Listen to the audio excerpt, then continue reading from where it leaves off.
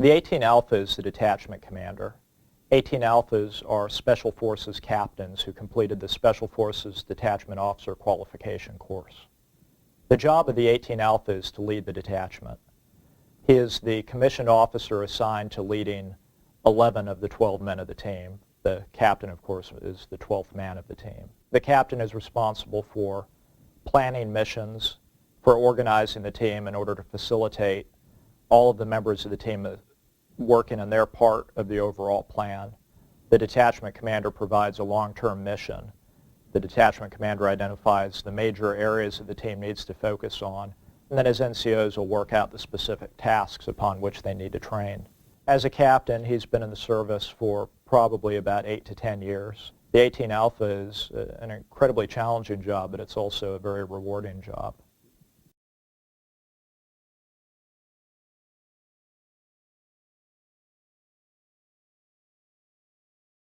The 18 Bravo is the weapons sergeant. As weapons sergeant, the 18 Bravo is an expert in infantry skills.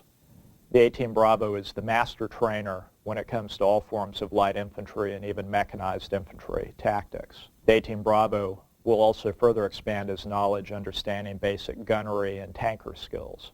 The 18 Bravo focuses on planning the light infantry tactics of missions.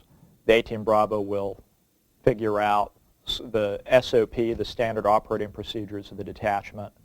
18 Bravo will make sure that all the weapons of the detachment are being maintained properly. He'll also ensure that the team is properly qualified on the weapons and will provide all the training necessary to ensure that the team is fully qualified to execute their missions on a whole variety of foreign weapon systems that the team may need to use in order to accomplish its task.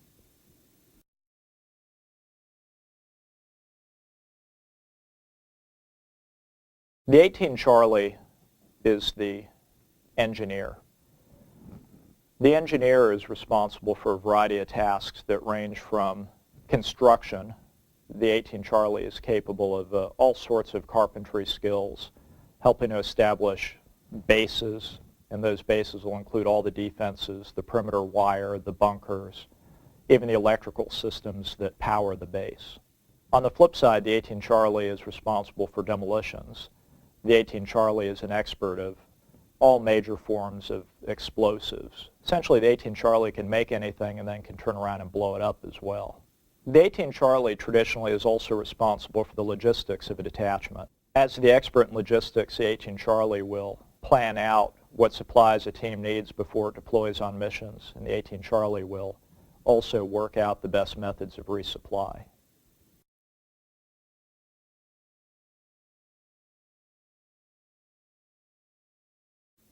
The 18 Delta is amazing when it comes to trauma management. Special Forces medics have a variety of critical jobs on the team. One of their most important missions is to ensure that the team is physically fit and capable of carrying on when they're deployed to the field for extended periods of time. 18 Deltas can handle minor ailments such as just simple sicknesses that you encounter while on a deployment. And the 18 Delta could also handle extremely severe forms of trauma, stabilizing casualties who are critically injured for several days before that casualty is medically evacuated. The 18 Delta will run field expedient hospitals.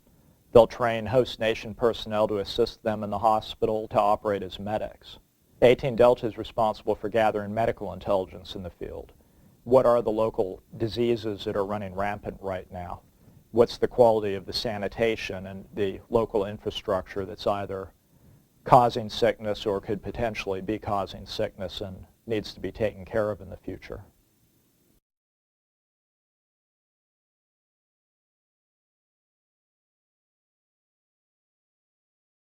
The 18 Echo is the Special Forces Communications Sergeant. The Commo Sergeant is arguably one of the most important people on the team because he's responsible for gaining communications all over the world. You could be in the middle of the most desolate region of the world, and the communications sergeant will be able to use his equipment to talk back to the United States. And communications is essential to Special Forces teams because we're often operating behind enemy lines or in remote locations. Because a detachment is operating in remote locations, far from any form of civilization, The communications sergeant is the one who gets you commo with hire so you could call in for supplies, you could call in for medical evacuation in case any personnel are injured. Commo sergeant's a incredibly challenging MOS. Commo sergeant works on a variety of communications equipment. They focus on American equipment, but they are capable of learning foreign equipment as well.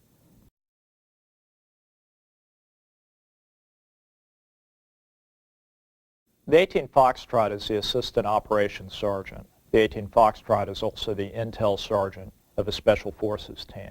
18 Foxtrots are senior Special Forces non-commissioned officers who could come from any of the other Special Forces MOSs.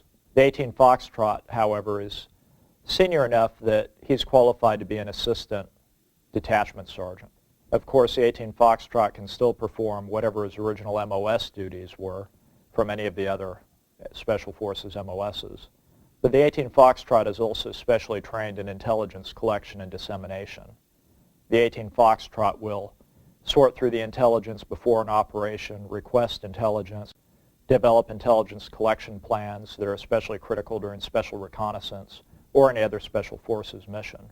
In addition to that, the 18 Foxtrot assists the team sergeant in developing detailed plans for the detachment's employment into missions.